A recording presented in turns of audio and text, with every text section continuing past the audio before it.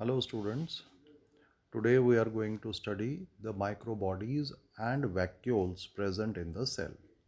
Microbodies या सूक्ष्मकाय वो छोटे पिंड हैं जो कोशिका द्रव्य में पाए जाते हैं। इनके विशिष्ट कार्य होते हैं और तीन प्रकार की माइक्रोबॉडीज़ हम जंतु तथा पादप कोशिकाओं में देखते हैं, जिसमें मुख्य है परोक्सीजोम, ग्लाइऑक्सीजोम तथा स्फेरोजोम्स। ग्लाइऑक्सीजोम तथा स्फेरोजोम्स मुख्य रूप से पादप कोशिकाओं में मिलती हैं।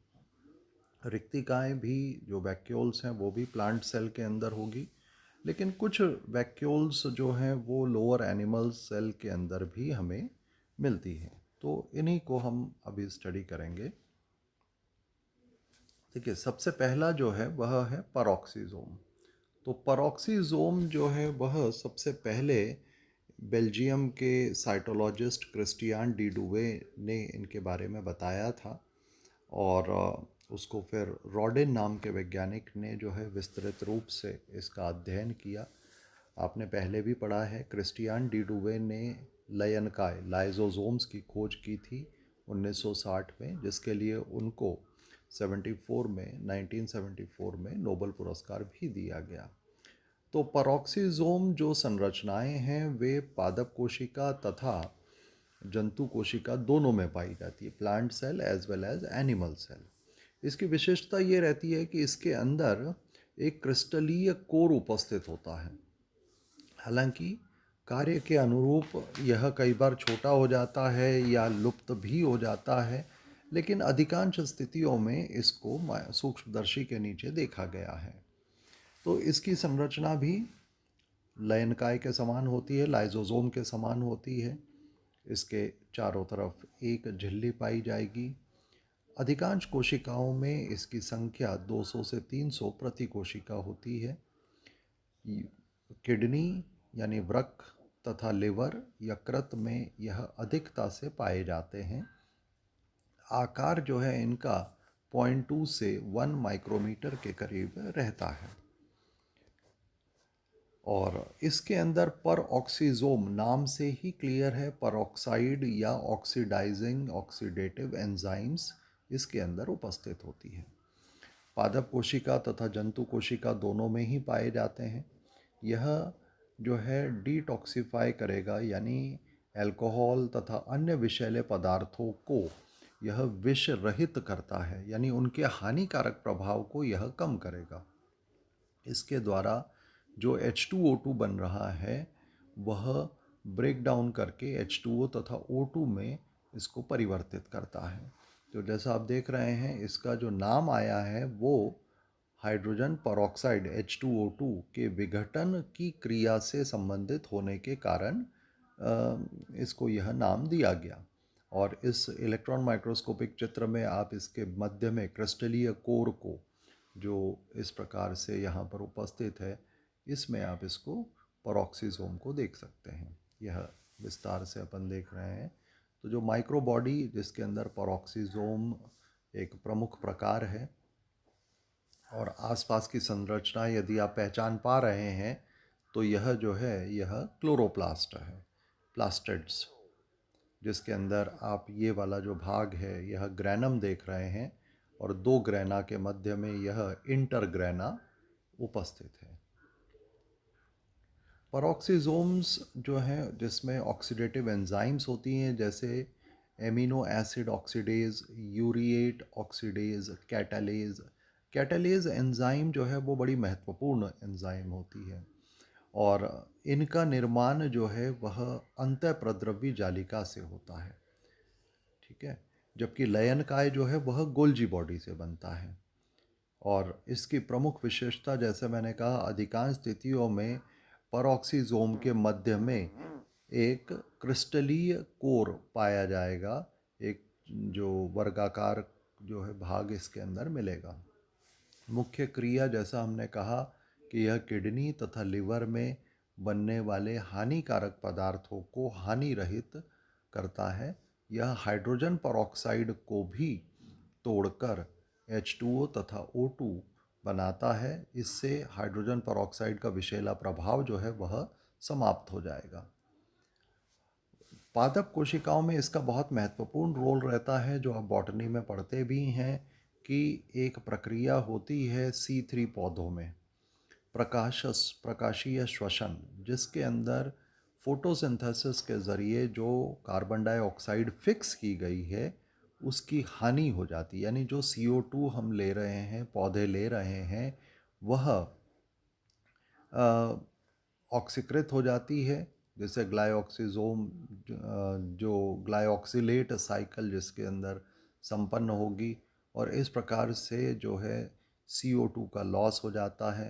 तो पौधों में के कार्बोहाइड्रेट बनाने की जो दर है उसमें कमी आ जाती है। तो जो परऑक्सीजोम है वह इसके अंदर महत्वपूर्ण ऑक्सीकारी प्रक्रियाएं होती हैं। जैसे आप यहाँ पर इस चक्र में देख भी रहे हैं कि जो CO2 बाहर से आई है, यह बेसिकली प्रकाशीय जो श्वसन है, फोटो रेस्पिरेशन, वह प्रक्रिया है। इसके अंदर जो CO2 बाहर से आई, वह CO2 ऑक्सीजन के साथ भी जुड़ गई। यहाँ पर जो CO2 आई और ऑक्सीजन भी अंदर आया। जो केल्विन साइकिल की पहली एंजाइम है, पहली एंजाइम कौन सी होती है? जो इसके अंदर CO2 को RUBP से जोड़ने का कार्य करेगी, तो हम उसे कहते हैं RUBP कार्बोक्सिलेज। यह एंजाइम अधिकता के आधार पर या तो O2 से जुड़ जाती है या CO2 से जुड़ जाती है। तो अधिकतर दोपहर के समय पर जब गर्मी अधिक हो रही है, उस समय ऑक्सीजन से यह जुड़कर फॉस्फोग्लाइकोलेट बनाती है। फॉस्फोग्लाइकोलेट या फॉस्फोग्लाइकोलिक अम्ल जो है वह एक फॉस्फोरस मुक्त करके परऑक्सीजोम को ग्लाइकोलेट या ग्लाइकोलिक एसिड दे देता है, जहां इसका ऑक्सीकरण होता है और ग्लाइऑक्सीलेट बनता है। इसके बाद यह पुनः अपना कीटोन समूह मुक्त करके ग्लाइसिन अमीनो अम्ल बनाता है, जो माइटोकॉन्ड्रिया में चले जाते हैं। तो इस प्रकार से आप देख रहे हैं RUBP जो एंजाइम का जो प्रभाव है वह ऑक्सीजन की अधिकता में प्रकाशीय श्वसन को प्रेरित करता है, और ग्लाइसिन अमीनो अम्ल से जब सेरीन बनता है तो एक उप उत्पाद के रूप में CO2 बाहर निकल जाती है। जो यहाँ पर आप देख रहे हैं, ये CO2 यहाँ से निकल जाएगी। तो जो यहाँ पर CO2 ली गई थी उसका कुछ भाग 30% तक यहाँ पर हानि हो जाती है। तो यह प्रक्रिया जो आप देख रहे हैं ये परऑक्सीजोम के अंदर संपन्न हो रही है। हालांकि कुछ भाग इसके हरितलवक और माइटोकॉन्ड्रिया में भी होते हैं।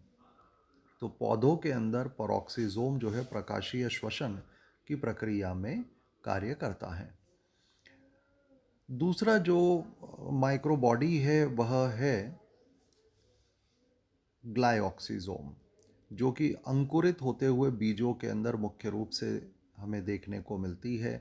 और ग्लाइऑक्सीजोम जो है वह ग्लाइऑक्सिलिक चक्र को संपन्न करती है।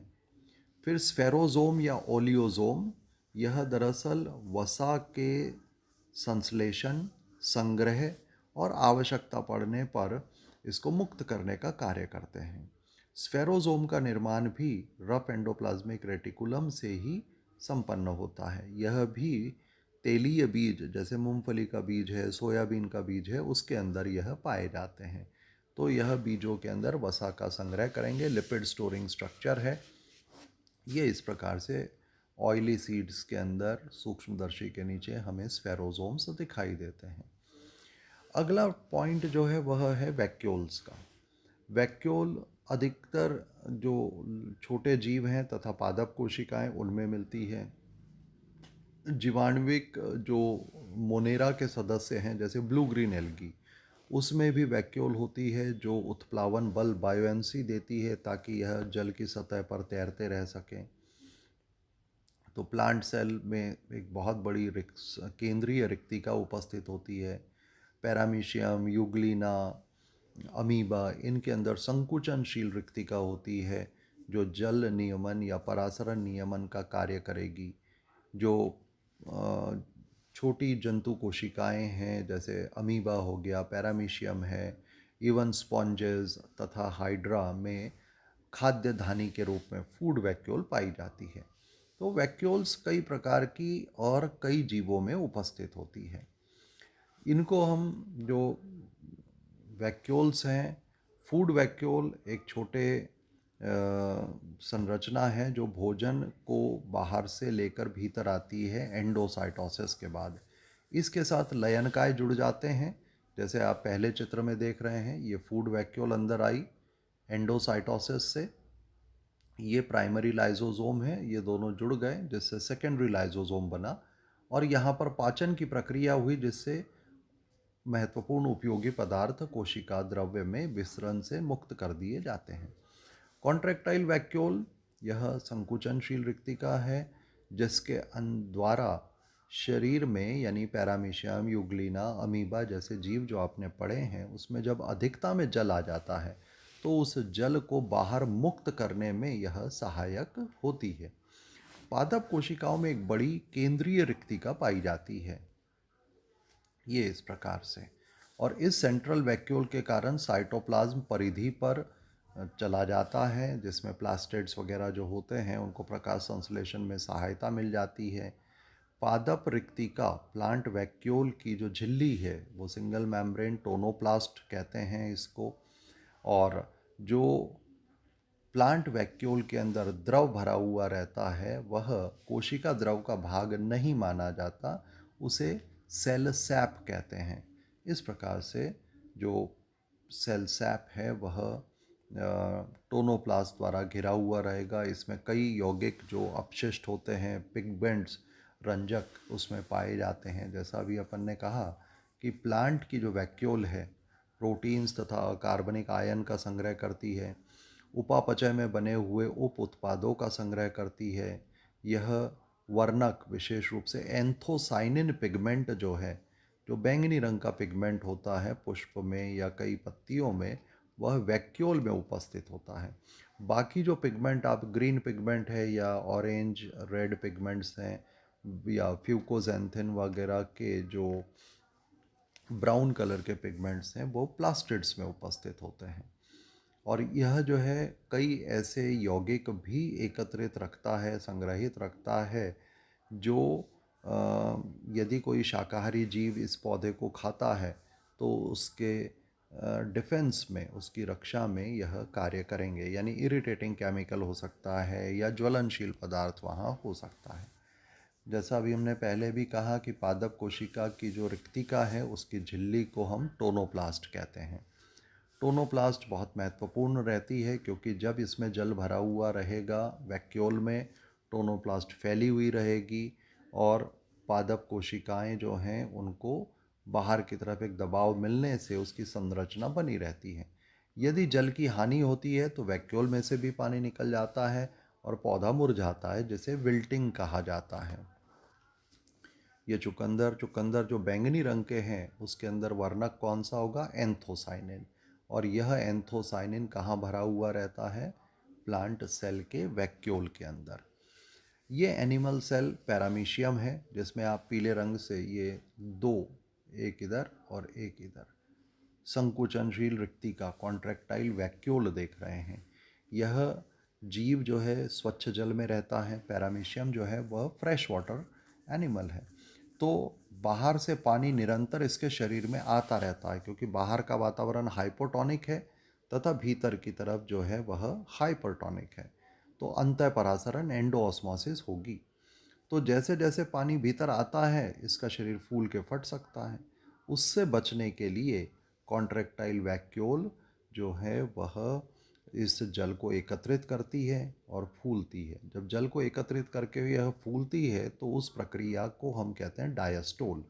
एक सीमा तक जब इसमें जल एकत्रित हो जाता है तो फिर यह सतह के समीप जाएगी और संकुचित होगी। इस प्रक्रिया को हम कहेंगे सिस्टोल। तो डायस्टोल में तो फूलती है, सिस्टोल के अंदर यह संकुचित होती है और इस प्रकार से जल को बाहर निकाल दिया जाता है। ये देखिए यहाँ पर आप कॉन्ट्रैक्टाइल वैक्यूल जो है इस स्थान पर ध्यान दें, तो यह जल को एकत्रित कर रही है और उसके बाद फूट के जल को बाहर निकाल रही है। तो आप यहाँ देख रहे हैं यहाँ यह रिक्तिका फूल गई है, यानी यह क्या हुआ, डायस्टोल हुआ। तो डायस्टोल के द्वारा जो है यह फूल गई और फिर इसके बाद इसने जल को बाहर त्याग दिया तो संकुचित हुई, जिसको हम क्या कहेंगे, इसको हम कहेंगे सिस्टोल। तो इस प्रकार से यह जल की मात्रा को शरीर में बनाए रखने में, नियंत्रित रखने में कार्य करती है। इसको हम ऑस्मो रेगुलेशन या परासरण नियमन कहते हैं। यही स्थिति हम अमीबा में भी देखते हैं। जो स्वच्छ जलीय अमीबा है, जैसे इस प्रकार, इसमें पीले रंग के जो है वह संकुचनशील रिक्तिका है।